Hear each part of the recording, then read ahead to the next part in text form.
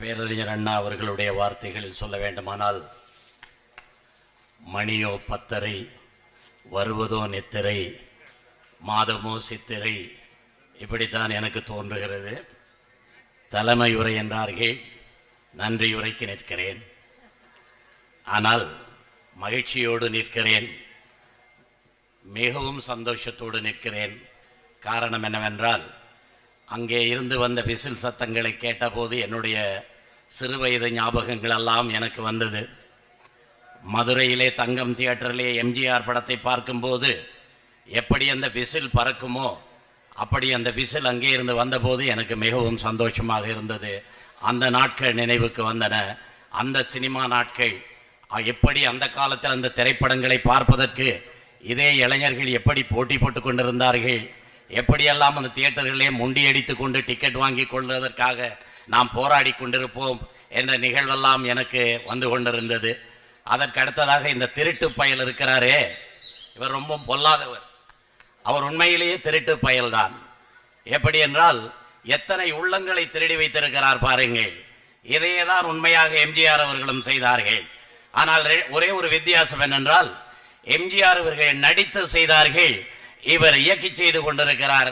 எப்படித்தான் இத்தனை கிராமத்து மக்களினுடைய இதயங்கள்லாம் திருடினாரோ என்னால் கண்டுபிடிக்க முடியவில்லை.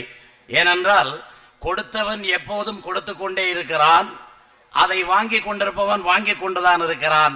இதற்கு விடிவு காலமே இல்லையா என்ற போதுதான் அண்ணா அவர்கள் சொன்னார்கள், tap the rich and pat the poor என்று சொன்னார்கள்.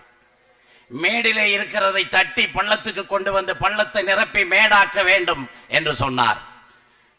மேடுகளை இடித்து தரைமட்டமாக்குங்கள் என்று சொல்லவில்லை.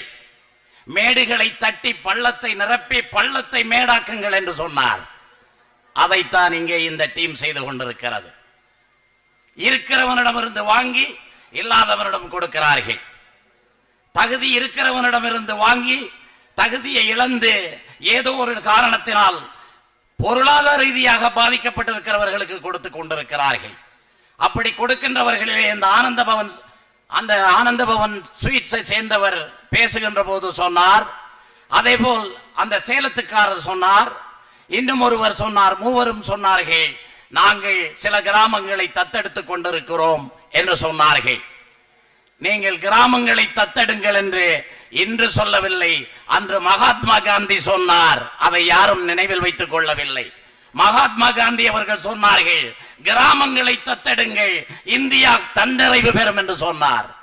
இன்று தமிழ்நாடு தன்னிறைவு பெற வேண்டும் என்றால் இந்த கிராமங்களை பணக்காரர்கள் தத்தெடுத்துக் கொள்வதுதான் தர்மையான வழி, நல்ல வழி. 2 ரூபாய்க்கு இலவச அரிசி போடுங்கள், அது நல்ல திட்டம்தான். ஆனா அதே நேரம் அது அரசு தான் செய்கிறது. அரசு செய்ய வேண்டுமானால் அங்கேயும் வரிப்பணம் தான் போகின்றது, நாம் கட்டுகின்ற பணம் தான் அரசுக்கு போகின்றது.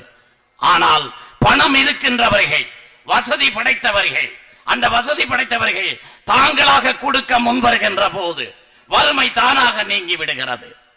வறுமையை நீக்க வேண்டுமானால் இருக்கிறவன் கொடுக்க வேண்டும். தட்டுங்கள் திறக்கப்படும், கேளுங்கள் கொடுக்கப்படும் என்ற நிலையிலே கொடுக்க வேண்டும். பறித்து எடுத்துக்கொள்ளக் கூடாது. இங்கே பறித்து எடுக்க கூடாது என்பதனைத்தான் சுசி கணேசன் அவர்கள் சொல்லிக் கொண்டு வருகிறார்கள்.